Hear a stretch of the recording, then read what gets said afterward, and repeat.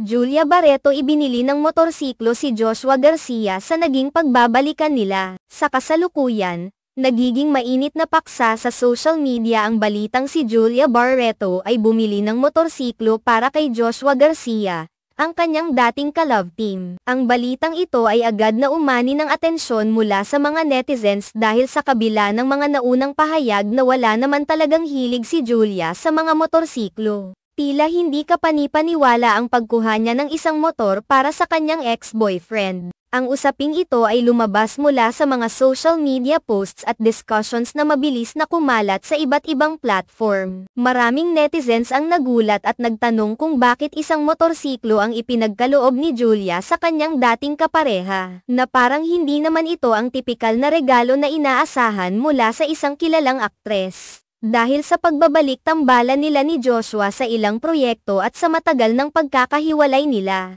nagkaroon ng maraming haka-haka at spekulasyon tungkol sa tunay na motibo ng aktres. Ayon sa ilang ulat, sinasabi na ang motorsiklo na binili ni Julia ay para kay Joshua at hindi para sa kanya. Ang pagbibigay ni Julia ng motorsiklo ay tila isang simbolo ng kanyang pagpapahalaga at pasasalamat sa mga nakaraang taon na magkasama sila sa trabaho at personal na buhay. Ang pahayag na ito ay nagpapakita na kahit pagkatapos ng kanilang paghiwalay, ang kanilang relasyon ay nananatiling maayos at puno ng respeto sa isa't isa. Sa kabilang banda, hindi pa nagbigay ng opisyal na pahayag sina Julia Barreto at Joshua Garcia tungkol sa isyong ito. Kaya't ang lahat ng mga detalye ukol sa pagbili ng motorsiklo at ang tunay na layunin nito ay nananatiling hindi tiyak. Ang kakulangan ng kumpirmasyon mula sa mga aktor ay nag-iwan ng puwang para sa iba pang interpretasyon at spekulasyon mula sa publiko. Ang mga tagahanga at mga miyembro ng media ay patuloy na naghihintay ng isang malinaw na pahayag mula sa kanila upang masagot ang lahat ng mga tanong na umiikot sa isyong ito. Isa sa mga posibleng dahilan kung bakit nagkakaroon ng interes ang publiko sa balitang ito ay ang relasyon nina Julia at Joshua, na mula sa pagiging magka-love team ay nagkaroon ng malalim na koneksyon na naging sentro ng maraming media atensyon.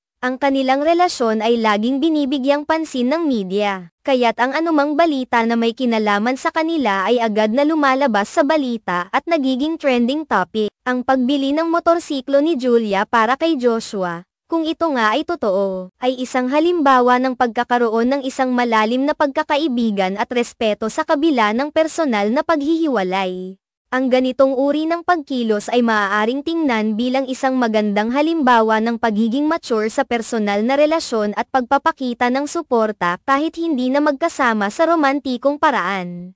Ang sitwasyong ito ay naglalantad din ng isang aspeto ng buhay ng mga sikat na personalidad, kung saan kahit sa kabila ng kanilang popularidad, ang kanilang mga personal na desisyon at hakbang ay madalas na pinakikialaman at binibigyang kahulugan ng publiko. Sa ganitong paraan, ang mga personal na bagay ay nagiging paksa ng malalim na pagsusuri at interpretasyon, na kadalasang nagreresulta sa pagkakaroon ng iba't ibang opinyon at reaksyon mula sa mga taga-suporta at kritiko. Sa kabila ng lahat ng haka-haka, ang mga tagahanga at publiko ay umaasa na sa hinaharap ay makakakuha sila ng opisyal na pahayag mula kina Julia at Joshua upang malinawan ang tunay na kalagayan ng issue. Hanggang sa maganap ito, ang balitang ito ay patuloy na magiging paksa ng diskusyon at pagsusuri sa social media at iba pang plataporma ng balita.